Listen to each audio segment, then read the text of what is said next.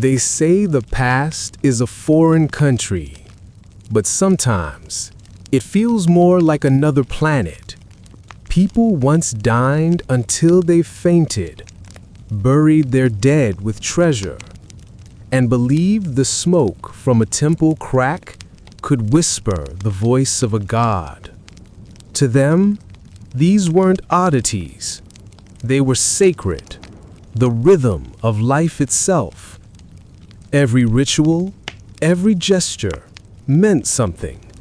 To celebrate, to mourn, to belong. So tonight, we'll wander through the strange customs the ancient world once swore by. Rituals that shaped empires, comforted the dying, and still echo quietly in the way we live today. Settle in, historian. The fire's warm, the past is patient, and the night has stories to tell. And if you find yourself still awake at the end of this journey, subscribe and join our growing circle of night thinkers. I love seeing our little community scattered across the globe. Now, let's begin with a feast that would make even the gods loosen their belts. Imagine a city where everything gleams. The air hums with chatter and the clatter of bronze dishes. You can almost smell it. Roasted meats, honeyed wine, incense curling lazily toward painted ceilings. This is Rome.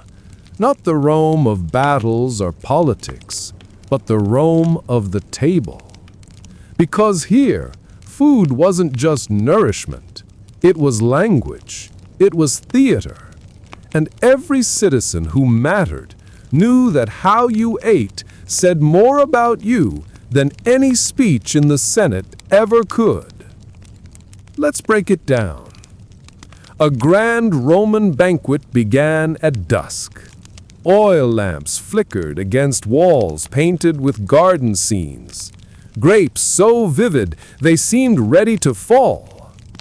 Guests didn't sit. They reclined on low couches, leaning on one elbow, sharing trays of oysters, figs, and spiced boar. It's not exactly the posture your mother would approve of, but in Rome, lounging was a mark of class. Sitting upright was for slaves, workers, or, heaven forbid, Greeks. Slaves moved silently through the room, carrying trays of steaming delicacies.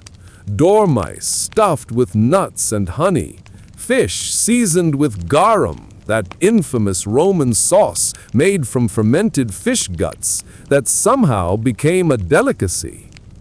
They loved it the way we love ketchup. And yes, that's a disturbing thought. Wine flowed freely, but not without ritual. Romans didn't just pour and drink, they mixed it carefully. 1 part wine to 2 or 3 parts water, and added herbs or honey. Drinking wine unmixed, as the Greeks sometimes did, was considered barbaric, the mark of someone who lacked control.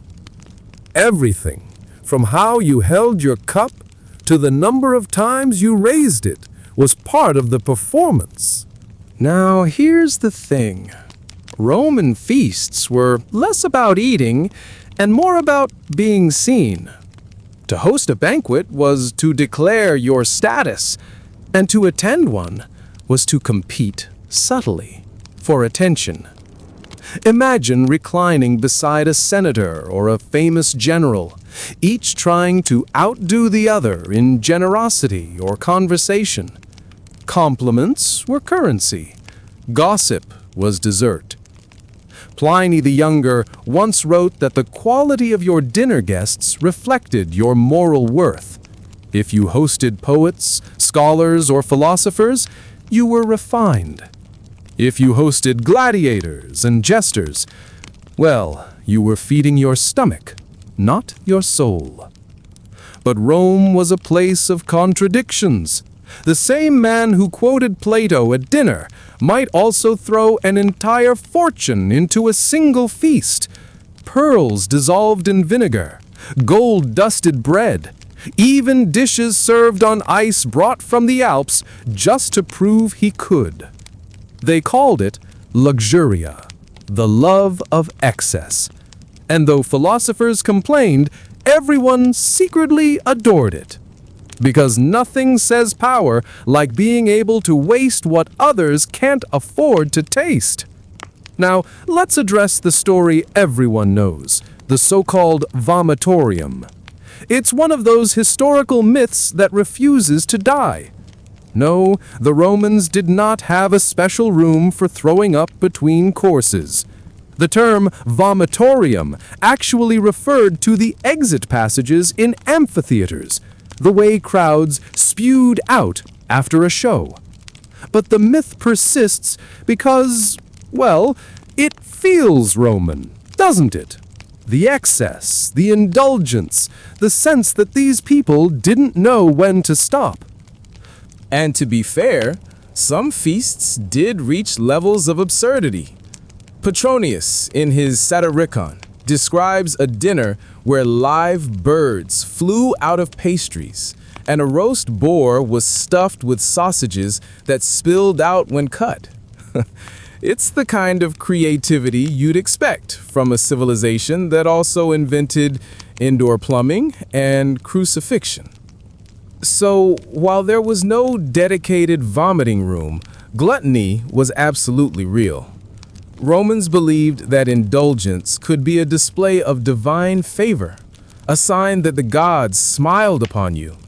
And in a world where famine was common, eating well was its own form of prayer. But here's what's fascinating. Not all Romans were swept away by decadence. Some resisted it with a kind of moral stubbornness. Take Seneca, the Stoic philosopher. He lived simply, ate little, and scolded his peers for their luxury. To him, restraint was strength. He wrote that a man who could enjoy a humble meal of barley bread and figs was richer than one who drowned in wine and gold. Still, even Seneca couldn't resist a good dinner invitation now and then, because while he preached simplicity, he also understood what the table really symbolized: connection. To eat together was to be human. And maybe that's the part we forget when we laugh at their excess. Underneath the grandeur and the spectacle, Roman feasts were about belonging. You weren't just consuming food, you were consuming culture, identity, and place. Every shared loaf reminded you that you were Roman, part of something greater than yourself. Now, there's one more detail that makes these feasts even stranger. The guests who weren't invited to eat. At every grand banquet, there were always servers, entertainers, and musicians. Slaves, often captured from other lands, who worked silently as the powerful dined. They poured wine, wiped tables, sang softly in languages their masters didn't understand. They saw everything. The laughter, the secrets, the bribes passed quietly between goblets. To them, this theater of power must have looked absurd. The conquerors pretending to be gods over a table of crumbs. Some historians say the Roman banquet was the truest symbol of the empire itself. One group reclining, another serving, both bound together by the illusion that this was the natural order of things. And yet, even the lowliest servant would sometimes steal a taste, a sip of spiced wine, a lick of honey, a bite of roasted fruit. Tiny rebellions hidden between courses. Maybe that was their version of dessert. As Rome aged, so did its appetite. By the late empire, feasts had become political events. Emperors used them to display power, feeding thousands of citizens in public banquets that blurred the line between generosity and propaganda. Bread and circuses, they called it, Keep the people fed and entertained, and they'll never ask for more. Food became a tool of control, a reminder that the empire's abundance depended on the emperor's grace. Still, even amid the politics, the poetry of eating lingered. Recipes were written down, tables were carved with stories, cooks experimented with spices brought from India, grains from Africa, and wines from Gaul. Rome's appetite stretched across continents, and through trade, conquest, and curiosity, it left behind something lasting: the idea that food can tell a civilization's story. So, what does all this mean? Were the Romans gluttons, philosophers, or showmen? Probably all three. Their feasts revealed what they valued: beauty, excess, companionship, spectacle. Every dish said something about who they wanted to be remembered as. They didn't just want to eat well. They wanted to live forever in memory, to be quoted, painted, retold. And in a way, they succeeded. Because here we are, 2,000 years later, still imagining the flicker of those lamps and the gleam of those golden goblets. Maybe that's why their customs endure, because beneath the strangeness, they were so human, hungry, proud, afraid of being forgotten. And really, who among us hasn't stared at an empty plate and thought, just one more bite? The Romans turned eating into ceremony. The Vikings, on the other hand, turned death into one. Next, we'll travel north to a world of fire, salt, and sea, where the bravest men met the end, not in silence, but in song. The Romans feasted to prove they were alive. The Vikings burned their dead to prove they were eternal. Step with me now, out of marble halls and into a land of ice and sea. The air tastes of salt. The sky feels heavy, low. Somewhere in the distance you can hear gulls crying above a fjord. This is the north, where stories were carried not by books, but by wind and fire.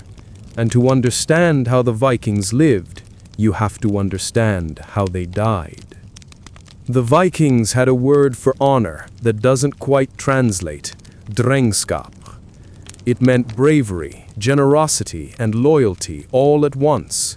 To be a true man, a true drenger, wasn't about birth or wealth. It was about courage, how you faced battle, how you faced death. They believed that the world was a vast tree, Yggdrasil, whose roots tangled through the realms of gods and men. To fall in battle wasn't tragedy, it was a passage, a chance to climb from the mortal branch to the shining hall of Odin. So, when a Viking died, his people didn't whisper, they prepared. Because death was not an ending here, it was a journey home. Imagine a long house filled with the scent of pine and smoke. A body laid on a wooden plank, arms folded, dressed in furs and metal, the rattle of chainmail softened by wool. Around him, people move slowly, speaking in low voices. A woman places a drinking horn by his hand. Another arranges his sword so the blade rests over his heart. They believed the dead needed tools for the afterlife, weapons, coins, food, even animals to carry them across the unseen. In some burials, ships were pulled onto land, filled with possessions, then covered in soil and stones to form great mounds. Other times, the dead were sent out to sea, the ship itself becoming their coffin and their pyre. The flames rose high enough to be seen from miles away, smoke and salt water mingling into one final message to the gods. A warrior is coming home. It's dramatic, yes, But the Vikings never did anything halfway. Let's picture one such send-off. A chieftain, perhaps. The whole village gathers by the shore. His ship, carved with the head of a dragon, rocks gently on the tide. They've filled it with treasures, gold rings, furs, even his best horse, now lying beside him, silent. The priest, the Godi, steps forward, then speaks to the crowd. He chants the old words, names of gods half remembered. And as his voice fades, a torch is lowered. The fire catches slowly, crawling across oiled planks until the flames bloom. They lick at the sails, the shields, the faces of those watching. Someone starts to sing, low at first, then louder, until the whole gathering becomes one rough, mournful hymn. The ship drifts out, glowing against the dark sea, until it's only a flicker, and then it's gone. It's easy to romanticize it now, the poetry of flame against water, of courage and destiny. But for those left behind, it was grief mixed with fear. Because in their world, the dead didn't always stay gone. The Vikings believed that the line between life and death was thin, thinner than a strand of hair. The Draugr, the restless dead, could rise from their mounds if they'd been buried wrongly, or if someone had cheated them. So burials were precise, ritualized. You had to seal the body with care, bind it with prayers, and sometimes pin it down with iron nails, just to be sure it stayed put. It wasn't superstition, it was insurance. And sometimes the living made strange choices to protect themselves. In a few burial mounds excavated in Norway and Sweden, archaeologists have found decapitated horses, broken weapons, and small iron scissors placed near the dead, as if cutting the soul free from the body. To us, it feels gruesome. To them, it was mercy.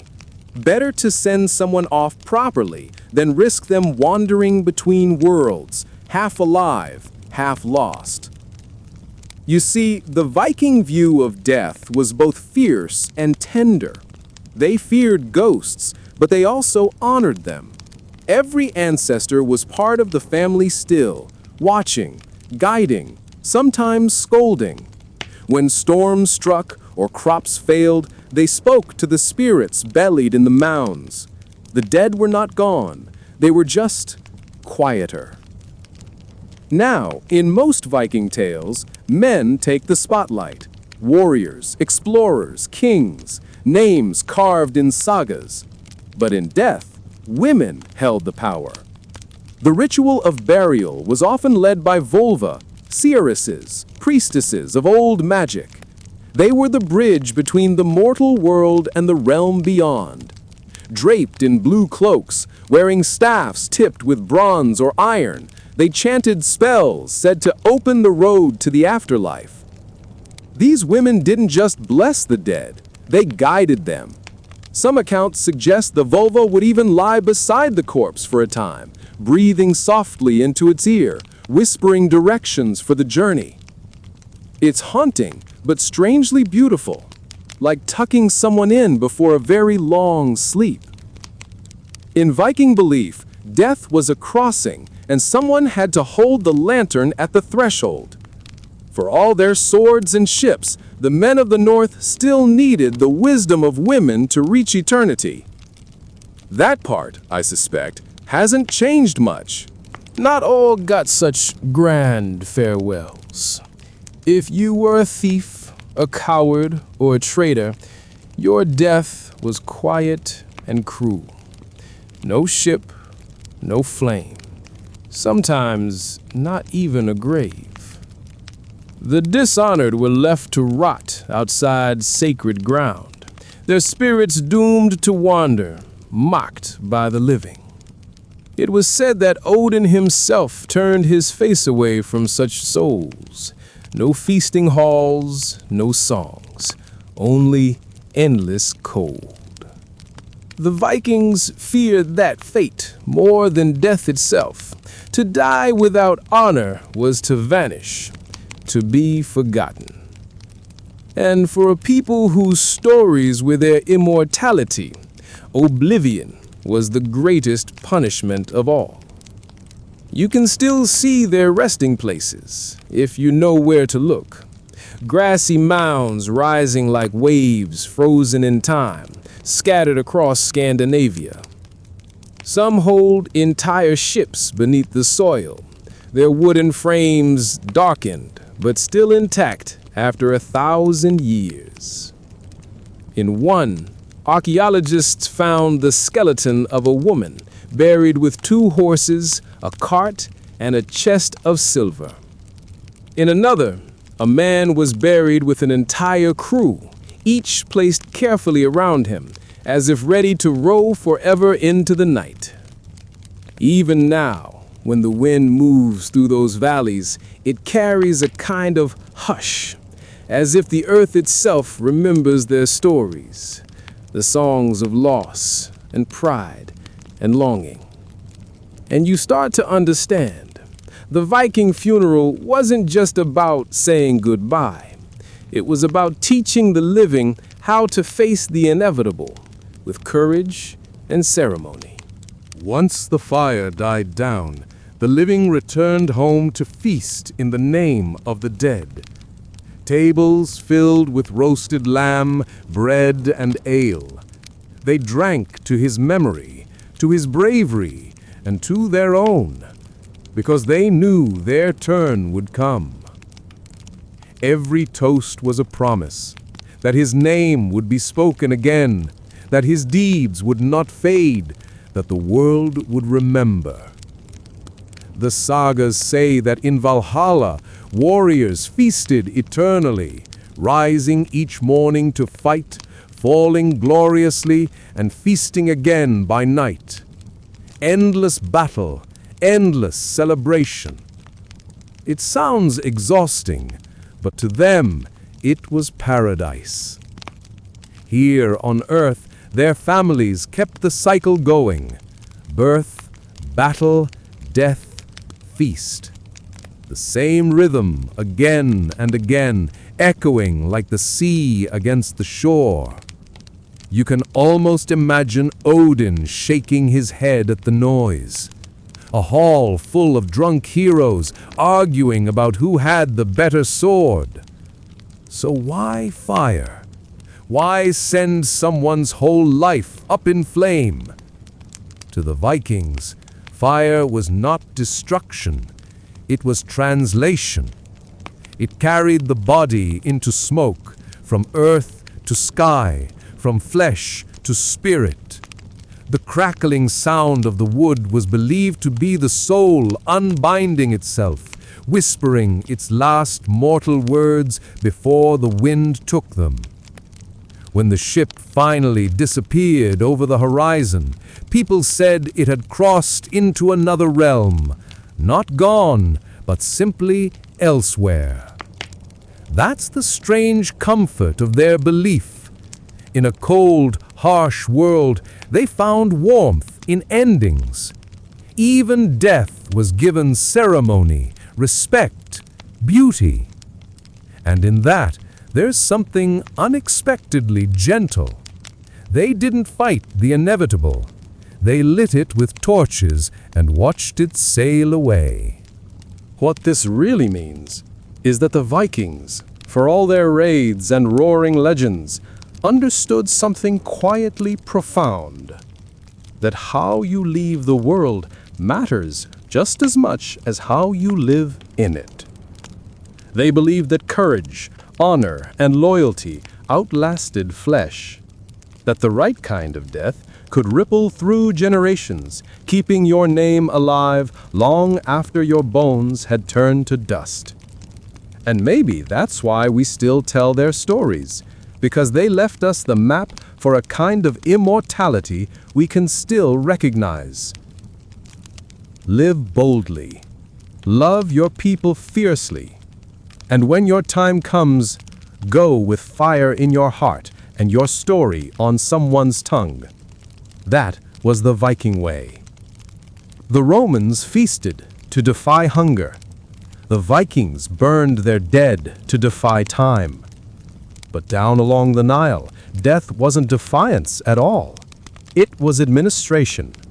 A careful, calculated journey into eternity, guided by gods who judged every feather and every heart.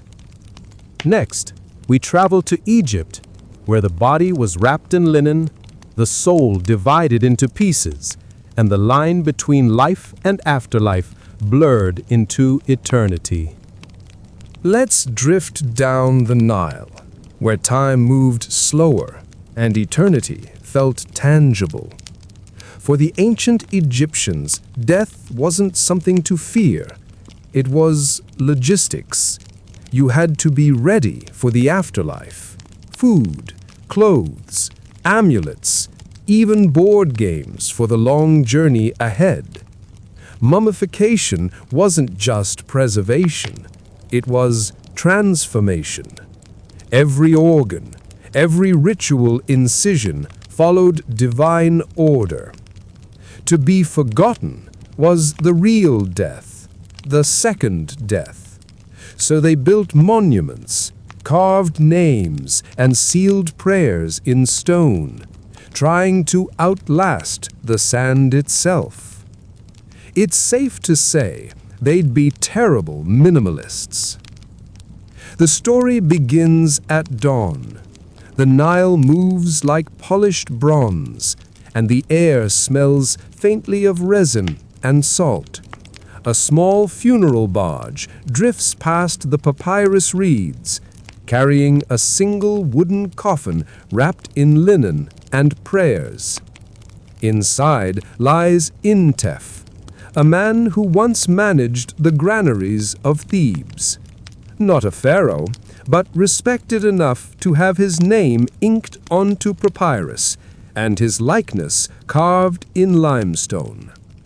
His servants whisper that he was a man of order, the kind who counted grain even in his dreams.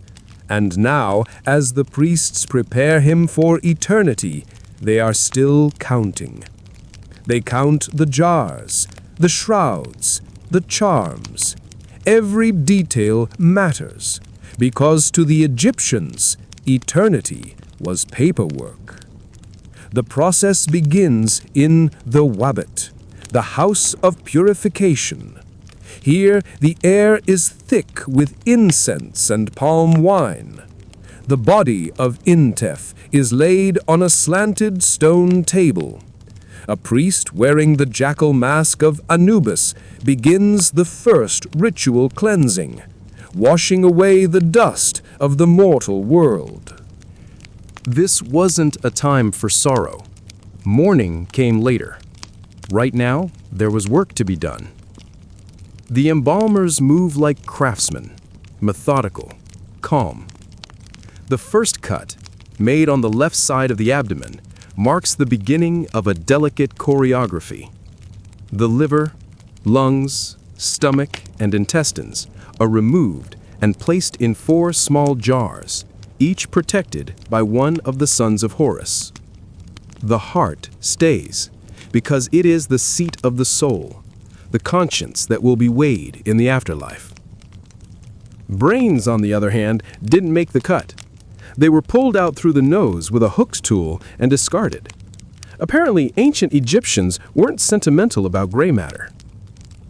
Once the body is emptied, it's filled again with sawdust, natron salt, linen, and resin. Intef becomes light and dry, as if he's already halfway to the other side. For 40 days, he rests in the desert air, slowly transforming from flesh to sacred form. While the embalmers work, his family prepares the tomb.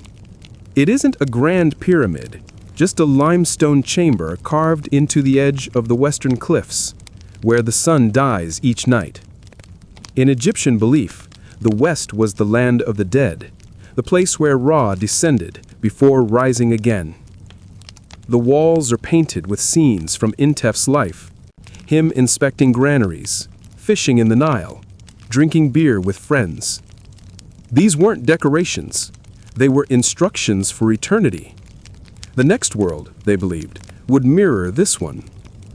His wife oversees the offerings, baskets of bread, dried fish, onions, and figs. There are jars of beer, alabaster pots of perfume, and linen bundles of his favorite clothing. Even his walking stick is placed beside him in case the roads of the afterlife are uneven. And of course, the Book of the Dead, a scroll written in black and red ink, lies near his chest.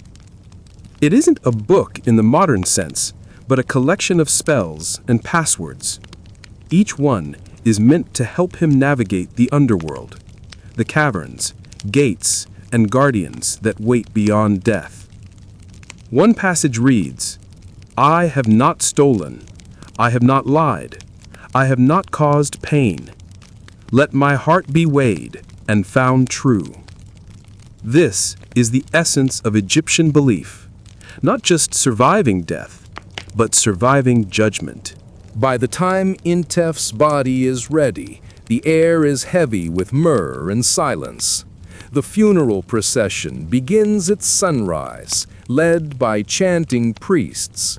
The coffin is polished, painted with hieroglyphs, and crowned with the image of a scarab beetle, symbol of rebirth.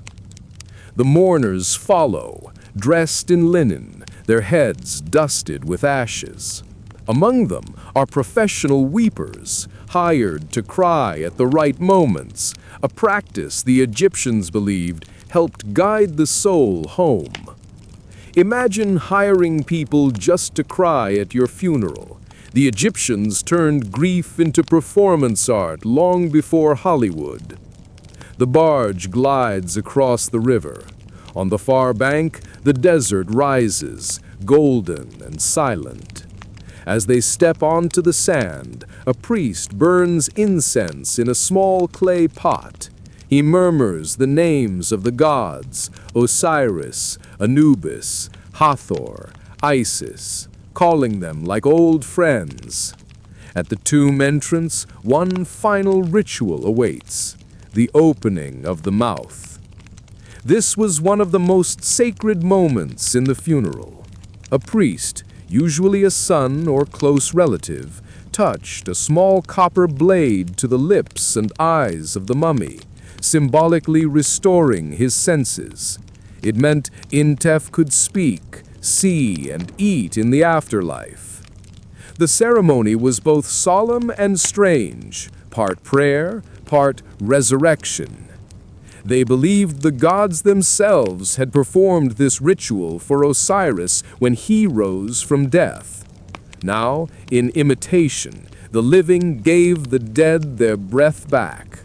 And for a brief moment, as incense curled into the tomb and the air shimmered with heat, it was easy to believe something unseen might be listening. To the Egyptians, the afterlife wasn't some vague heaven in the clouds. It was tangible: fields, rivers, sunlight. They called it the Field of Reeds in eternal Egypt, where the Nile always flooded just right and the harvest never failed. But before reaching it, Intef's soul would face the weighing of the heart. In the Hall of Truth, his heart would be balanced against the feather of Ma'at, the goddess of justice and order. If it weighed true, he could pass.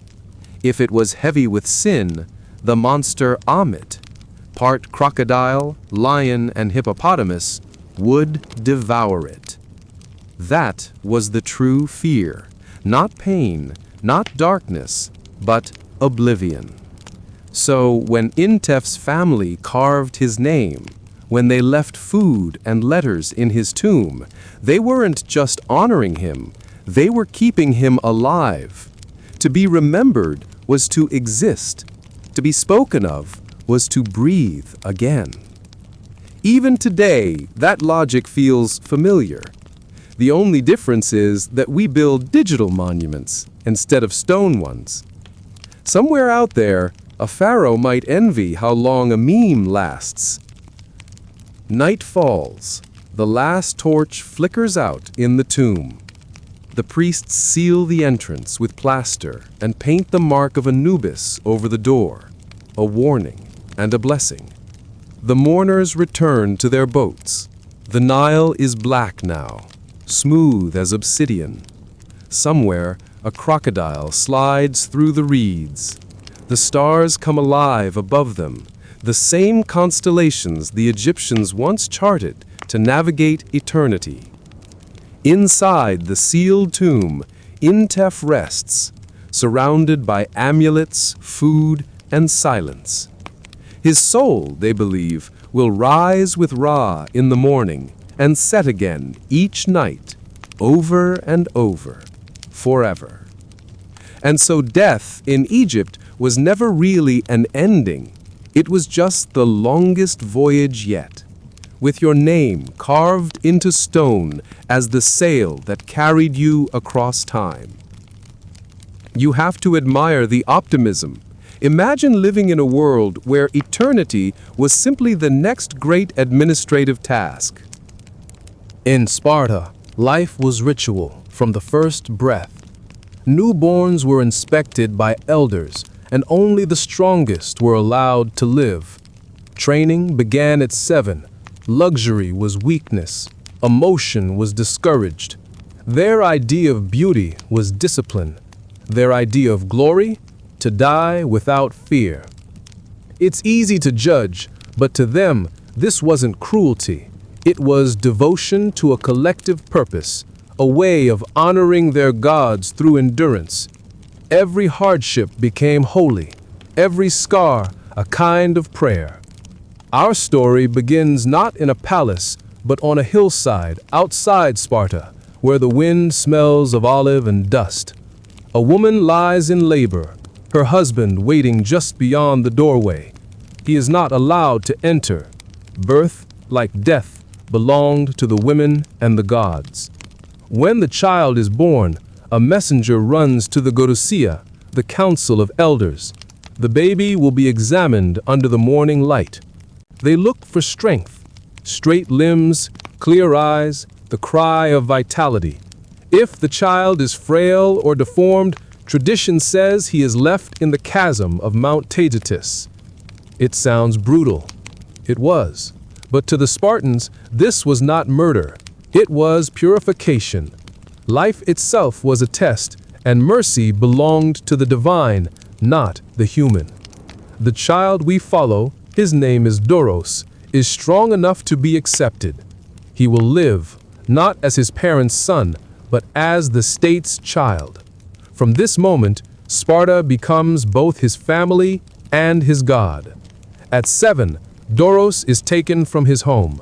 There are no toys, no tearful goodbyes. His mother hands him a small cloak, his only garment, and watches him as he joins a line of boys walking toward the training barracks. The agoge, as it's called, is not a school. It is a forge. Each boy is a piece of raw iron to be shaped by hunger, fear, and pride. They sleep on reed mats, eat black broth made of pig's blood and vinegar, and are encouraged to steal food to learn cunning. If they are caught, the punishment is severe, not for stealing, but for being careless. Imagine a place where the moral lesson isn't don't steal, but don't get caught. Discipline is absolute. They march barefoot even in winter. They learn to speak briefly because long words are seen as weakness. To complain is to shame the city. To cry is to insult your ancestors. By 13, Doros's back bears the marks of discipline, stripes from the lashings given during training exercises. But he also learns poetry, song, and the stories of heroes. Sparta, for all its harshness, is not ignorant. Its warriors are expected to be strong in body and steady in mind. Each season brings new trials. There's one called the diamastagosis, the ritual flogging. Before the altar of Artemis or Thea, boys are whipped until the priests declare them purified by pain. Some faint, some die. The survivors are praised. It's not done for cruelty's sake. It's a kind of communion, pain as proof of loyalty. The body becomes an offering, the endurance a hymn. Doros remembers one of his mentors saying, "Pain is the only truth that cannot be faked. Endure it, and the gods will know you are real." And so, he endures. By the time Doros reaches 20, he is a homeos, an equal, one of Sparta's full citizens. But equality here means something different. There are no kings of wealth, no merchants of luxury. Only men who can fight and die as one. They eat together in mess halls, sharing whatever the city provides. Gold and silver are banned. Their currency is heavy iron, a clever way to make greed impractical. Imagine trying to hide your savings when your wallet weighs as much as a doorstop. The meals are simple: barley bread, cheese, black broth. Conversation is sparse. Every word is weighed like a coin. Even love is shaped by ritual. Young men are often paired with older mentors, not just for training, but for moral guidance. Affection and loyalty are encouraged, but never softness. The women, meanwhile, are just as remarkable. Spartan girls train in running, wrestling, and throwing javelins. They are expected to be strong so they can bear strong children. And unlike the women of other Greek cities, they own land, speak boldly, and can inherit wealth. A visitor from Athens once complained that Spartan women rule their men. A Spartan queen famously replied, "We are the only women who give birth to men." Religion and warfare are inseparable here. Before every campaign, sacrifices are made to Ares, the god of war, and to Apollo for victory. But the real sanctity lies in discipline. The Spartans believed that obedience was divine, that to hold your place in the phalanx, shoulder to shoulder, was to embody cosmic order. When they march, their shields touch, forming a single moving wall. Each man protects the one beside him. To drop your shield is worse than to lose your sword. The shield defends others, the sword only yourself. The king himself marches with them, not above them. In battle, rank means little when the formation locks. They move as one, breathe as one, kill as one. And when death comes, it comes without lament. A Spartan mother, upon handing her son his shield, was said to whisper, "Return with it or on it." Not out of cruelty, but faith. To die bravely meant eternal honor. Cowardice was a fate worse than death, a stain that lingered even in memory. For Doros, life continues as an endless routine: drills, prayers, silence. But there are small moments of humanity hidden in the iron. At night, around the communal fire, they sing. The songs are slow, deep, and rhythmic, not of love or beauty, but of endurance. Better to fall in battle than live in shame, they chant. Better the dust of war than the softness of peace. To an outsider, it might sound grim, but for them, it's peace. A structured peace, where every man knows his role, every woman her worth, every child his future. It's a life without doubt, which, in its own way, is a kind of freedom. At 60, Doros is gray, scarred, and calm. He has seen friends fall in battle, sons born and taken into the Agogé, and countless seasons turned the Eurotas Valley green and gold. He no longer fights, but he teaches. His lessons are simple. The gods favor the steady. Fear is wasted motion. A Spartan must stand still, even as the world burns. When death finally comes, it's not met with panic or regret. His body is wrapped in a red cloak, the color of Spartan courage, and laid on a bier of olive branches. The city gathers in silence. There are no tears, no eulogies, only the slow sound of shields striking the ground, once, twice, 3 times in farewell. For Doros, as for every Spartan, the afterlife holds no mystery. They don't speak of paradise or punishment. To live well was the reward. To die well was the proof. They say the Spartans were born without fear. More likely, they just didn't have time for it. Fear requires imagination, and Sparta left little room for that. Sparta's way feels alien now, harsh, impossible even, but it shaped one of history's most enduring legends. The idea that discipline, courage, and unity can outlive any empire. And maybe that's the real ritual. Every society leaves behind a kind of prayer, the hope that strength, in whatever form it takes, will survive us. Let's end where the line between faith and madness blurred, at Delphi.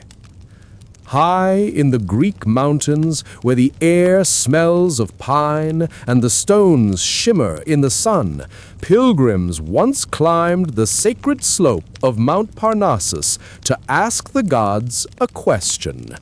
Not any god, Apollo, the god of light, music, and truth. And truth here didn't come easily. It rose from the earth itself, in vapors, in visions, in the trembling voice of a woman they called the Pythia. The journey began long before the question was asked. Travelers came from every corner of the Greek world, kings, farmers, generals, mothers. They climbed the winding path known as the Sacred Way, carrying laurel branches, coins, and small offerings. The air was thin, the stones hot underfoot. Along the way stood statues and treasuries, marble buildings filled with gold, gifts from cities that had once received favorable prophecies. By the time a pilgrim reached the temple itself, the question that brought them might already feel lighter, as if the mountain itself had begun to answer.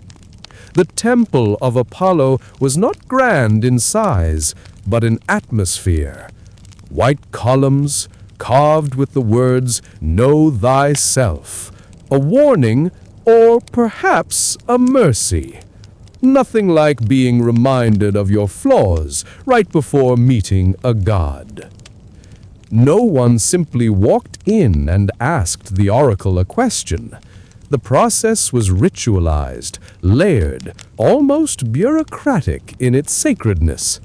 First, the pilgrim bathed in the Castalian spring, icy water rushing from the rocks, purification of body before purification of fate. Then came the sacrifice, a goat sprinkled with cold water. If it shivered, the gods were willing to listen. Only then could the petitioner approach the temple steps, where priests guarded the entrance. Not everyone was granted an audience. The oracle spoke only on certain days, believed to be when Apollo was present in spirit. Inside, the air was thick with incense and mystery. The floor was said to have a crack, a fissure that breathed sweet, intoxicating fumes. At its center sat the Pythia, barefoot, veiled, and serene. The Pythia wasn't a priestess of luxury or power. She was chosen from among ordinary women, often middle-aged, respected, and pure of heart. Once selected, she lived apart, dedicating herself entirely to Apollo. When the time came, she would sit upon a three-legged bronze stool, the tripod, directly above the sacred cleft in the earth. She chewed laurel leaves, drank water from the Casotis spring, and waited. The temple filled with chanting.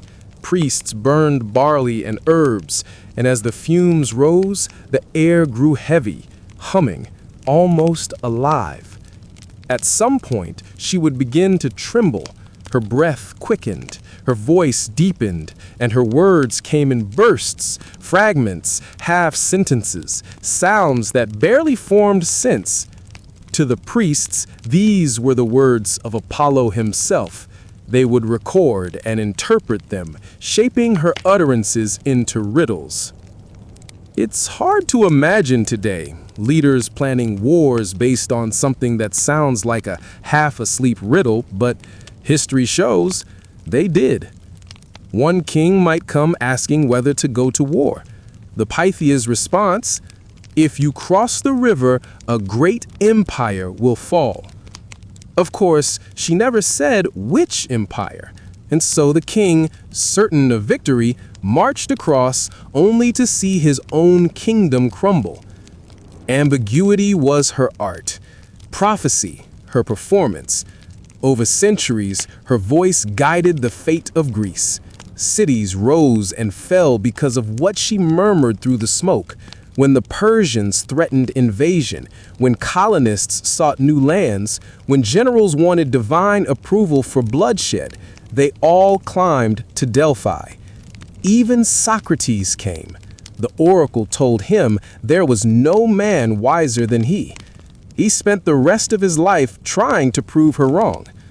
So, what were the fumes that filled her lungs? The ancients said it was the breath of Gaia, the earth herself, rising from her buried heart. Modern scholars have found that Delphi does indeed sit above a geological fault line where gases like ethylene could escape from below. Too little to kill, but just enough to cloud the mind. A natural trance, perhaps, a sacred hallucination. But here's the thing. For those who stood before her, it didn't matter how it worked. The awe was real. The trembling was real. The sense that something beyond understanding was near. That was the point. Few think about what it cost the Pythia herself. She wasn't a symbol to herself. She was a body, frail and human, breathing something that blurred the line between life and death. Some accounts say she aged quickly, her voice growing hoarse, her limbs trembling long after the rituals ended. Others said she wept, haunted by the things she saw, visions of war, betrayal, plague. In later years, the position became dangerous. When prophecies displeased rulers, the oracle could be silenced, even replaced. Yet, despite it all, the legend endured, a woman's voice standing between gods and men. And perhaps that's what made Delphi holy. It wasn't certainty, but courage. The courage to speak what no one could fully understand. Imagine it, the temple glowing in the afternoon light, smoke curling through the rafters, pilgrims waiting outside with offerings. A merchant hopes for good fortune on his sea voyage. A mother prays for her child's recovery. A young man wants to know if he should marry the woman he loves. Inside, the Pythia breathes, her eyes half closed. Her words drift like mist. The past you seek is shadowed, but the light will find you if your heart stays still.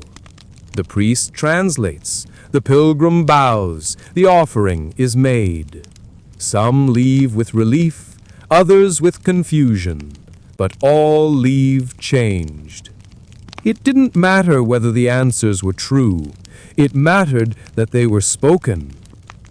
In time, the world shifted. The rise of Rome, then Christianity, dimmed Apollo's light. By the 4th century, the temple stood quiet. The fumes still rose, but fewer came to listen.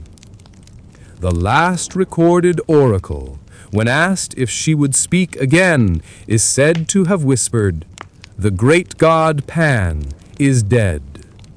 And with that, the voice of Delphi fell silent. The stones remained, the broken columns, the worn steps, but the echo of prophecy faded into legend. The priests were gone, the Pythia's stool was empty, only the mountains still breathed, indifferent and eternal. Still, the question lingers. Why did they believe so fiercely? Why do we, even now, search for signs, in dreams, in numbers, in coincidences that feel too neat to ignore? Maybe it's because uncertainty is unbearable. Maybe it's because the human mind, left in silence, starts to look for pattern and purpose the way the eye finds faces in clouds. At Delphi, they found poetry in that mystery. The oracle didn't erase doubt, she gave it a voice, and somehow that was enough. It's the ancient version of asking the universe for a sign, except theirs came with laurel leaves and a goat sacrifice. Now the mountain is quiet. If you visit Delphi today, you'll see tourists walking among ruins, cameras clicking where prayers once rose. But if you stop, just for a moment, and let the air settle, you might feel something. The stones are warm from centuries of sun. The wind sighs through the cypress trees, and somewhere beneath the surface, the earth still exhales, a breath older than memory, older than the gods themselves. Maybe that's what faith really was, listening to something you can't quite explain, but can't quite ignore. Humanity's always sought meaning in mystery. From the fires of Egypt to the fields of Sparta, from Viking pyres to Roman feasts, the rituals may change, but the longing doesn't. We want to know that our lives matter, that something listens back, and whether through feasts, fire, or prophecy, we've never stopped trying to touch the divine. Every custom, no matter how strange, was an attempt to make sense of life and what comes after. The Romans celebrated it. The Vikings embraced it. The Egyptians prepared for it. The Spartans endured it. And the Greeks tried to speak directly to it. Maybe that's the point. Every age builds its own rituals. Ours just happen to involve screens, caffeine, and scrolling at 2 a.m. And give it 1,000 years, and who knows? Maybe someone will whisper our habits as strange bedtime stories too. Sleep well, fellow historian. The past is quiet now.